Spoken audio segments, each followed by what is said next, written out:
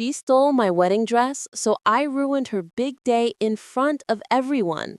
The morning of my wedding was supposed to be the happiest day of my life, the day I had been dreaming about since I was a little girl twirling in my mother's veil and pretending to marry a faceless groom in our living room mirror. And for months, every detail had been meticulously planned down to the last ribbon and flower petal, from the soft ivory lace of my dress to the delicate pearl buttons running down the back, the bouquet of lilies and roses, the music that would play as I walked down the aisle, and the smile I imagined on James's face as he turned and saw me for the first time. But nothing in my wildest nightmares could have prepared me for the betrayal that would unfold. Because that morning, when I opened the garment bag where my precious gown had been hanging safely for weeks, I found nothing but empty air and a scrap of torn satin on the floor. My heart freezing in my chest as the horrifying realization struck. My wedding dress had been stolen. And not just by anyone, but by the one person I had trusted most, my cousin Sophie, the girl I had grown up with, shared secrets with, defended through her countless mistakes, the same cousin who stood by my side as maid of honor, smiling sweetly through rehearsals, pretending to care about me while she was plotting to humiliate me on the most important day of my life. And when I called her frantically, her phone went straight to voicemail, a sickening suspicion blooming in my stomach, because deep down, I already knew. And when I finally saw the pictures later, confirmation hit like a punch to the gut. There she was, Sophie, standing at her own last-minute wedding to some wealthy banker she'd been secretly seeing, parading around in my wedding dress, the dress that had been crafted for me, the dress that was supposed to carry me into my new life. And she was beaming, twirling, soaking up applause from guests who thought she looked like a vision of purity and beauty, when in truth, she was a thief, a liar, and the worst kind of traitor. And I felt my chest burn with a fire that went beyond grief, beyond heartbreak, straight into the dark, boiling rage of revenge. Because Sophie had taken something sacred from me, and I was going to make her regret it in a way she would never forget.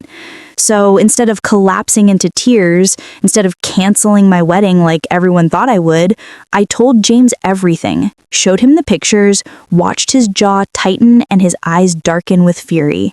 And to my relief, he took my hand and said, "If she thinks she's ruined us, she has no idea who she's dealing with." And in that moment, I knew we weren't victims, we were survivors. And together, we were going to turn her perfect little stolen fairy tale into the most humiliating nightmare of her life. So we made a plan, and it started with silence. Because while Sophie thought she had won, thought she had stolen my thunder and my dress and my spotlight, I let her bask in her stolen glory for a week. Let her think the world adored her. Let her pose for endless photographs in a gown that didn't belong to her, while James and I gathered every piece of evidence, receipts from the designer with my name on them, security camera footage of her sneaking into my house the night before, text messages she had sent to her friends bragging about how she deserved to shine more than Emily ever would.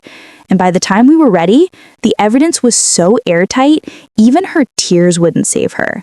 But exposing her wasn't enough. No, I wanted her to feel what I had felt, the shame, the gut-wrenching humiliation. So when Sophie invited me to her grand wedding reception a week later, smirking as if daring me to show up in rags, I walked in wearing a stunning custom gown James had rushed to have made for me. More dazzling than the one she stole, shimmering silk with jeweled embroidery that caught every light in the chandelier, and as whispers swept through the crowd at how radiant I looked, I waited until the music softened and the microphone was passed to the newlyweds for their toast. And that's when I stepped forward, my heart pounding, but my voice steady.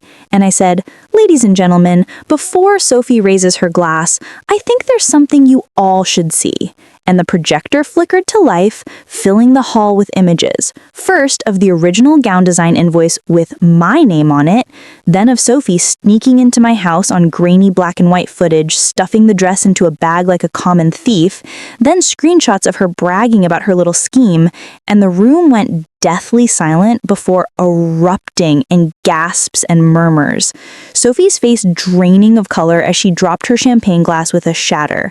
And I will never forget the look on her new husband's face, a mixture of confusion, rage, and dawning horror, as he turned to her and demanded an explanation, but there was nothing she could say, no excuse strong enough to erase the truth laid bare for everyone to see. And as she stammered, cheeks blotchy red, mascara streaking down her face, I stood taller than I ever had in my life. Every ounce of pain she had caused me melting into satisfaction as the crowd turned on her, whispers sharpening into laughter, judgment, disgust, and I knew I had won. Because she didn't just lose her stolen spotlight, she lost her dignity, her husband's trust, and the respect of everyone who once adored her. And as she fled the hall in tears, humiliated beyond repair, James slipped his arm around me and whispered, "Now that's the wedding we'll never forget." And the beauty of it all was that I didn't even need violence or cruelty. I didn't need to raise my voice or my hand. I simply let the truth shine brighter than her lies. And in the end, Sophie destroyed herself, because betrayal may sting, but revenge served with poise and precision leaves scars far deeper. And today when I look back, I no longer see the girl who cried over an empty garment bag. I see a woman who rose from betrayal stronger than ever, who turned pain into power, who proved that no one, not even family, can steal your destiny unless you let them.